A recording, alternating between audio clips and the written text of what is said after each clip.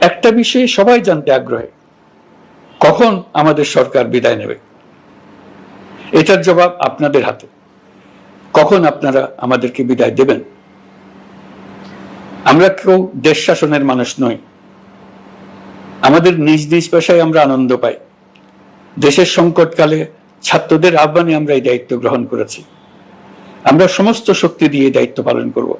আমাদের উপদেষ্টা মণ্ডলীও এই লক্ষ্যে উদ্বুদ্ধ হয়ে সবাই মিলে একটা টিম হিসেবে কাজ করে যাচ্ছি। কখন নির্বাচন হবে সেটা সম্পূর্ণ রাজনৈতিক সিদ্ধান্ত, আমাদের সিদ্ধান্ত নয়। দেশবাসীকে ঠিক করতে হবে আপনারা কখন আমাদেরকে ছেড়ে দেবেন। আমরা ছাত্রদের আহ্বানে এসেছি, তারা আমাদের প্রাথমিক নিয়োগকর্তা। দেশের আপামর জনসাধারণ আমাদের নিয়োগ সমর্থন করেছে। আমরা ক্রমাগতভাবে সবাইকে বিষয়টি স্মরণ করিয়ে যাব, যাতে হঠাৎ করে এই প্রশ্ন উত্থাপিত না হয় আমরা কখন যাব।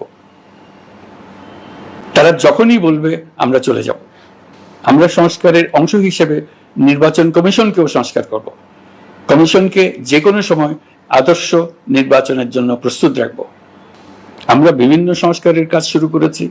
দেশবাসীকে অনুরোধ করব একটা আলোচনা শুরু করতে। আমরা সর্বনিম্ন কি কি কাজ সম্পূর্ণ করে যাব, কি কি কাজ মোটামুটি করে গেলে হবে। এই আলোচনার মাধ্যমে আমরা একটা দিক নির্দেশনা পেতে পারি। তবে চূড়ান্ত সিদ্ধান্ত রাজনৈতিক সিদ্ধান্ত, সেটা রাজনৈতিক আলোচনা থেকেই আসবে। এই দিক নির্দেশনা না পেলে আমরা দাতা সরকার এবং আন্তর্জাতিক অর্থনৈতিক প্রতিষ্ঠান সমূহের সঙ্গে আলোচনায় দৃঢ়তার সঙ্গে অগ্রসর হতে পারছি না। আমি নিশ্চয়তা দিচ্ছি, আমরা আমাদের পক্ষ থেকে মেয়াদ বৃদ্ধির কোনো প্রশ্ন তুলব না। আমরা আপনাদের সকলের দোয়া চাই।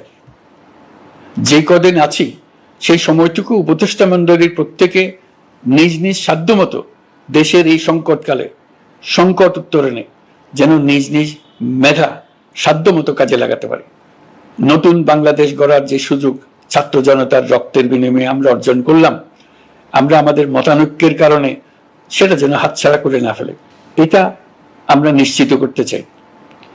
এই সুযোগ এবার হারিয়ে ফেললে আমরা জাতি হিসেবে পরাজিত হয়ে যাব।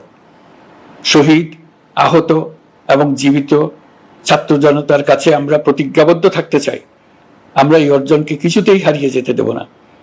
যে সুযোগ তারা আমাদেরকে দিয়েছে তার মাধ্যমে আমাদের দেশকে পৃথিবীর একটি শ্রদ্ধেয়, সকল দিকে দৃষ্টান্ত স্থাপনকারী দেশে পরিণত করতে আমরা শপথ নিয়েছি। সবশেষে আবারও আমাদের দেশের সকল মানুষ, শিশু, কিশোর কিশোরী, তরুণ তরুণী, বয়স্ক, বৃদ্ধ, নারী, পুরুষ সবার কাছে দোয়া চাইছি যেন আমরা আমাদের সকলের স্বপ্ন বাস্তবায়নে সফল হই। আল্লাহ আমাদের সহায় হন, আমাদের সবার মঙ্গল করুন।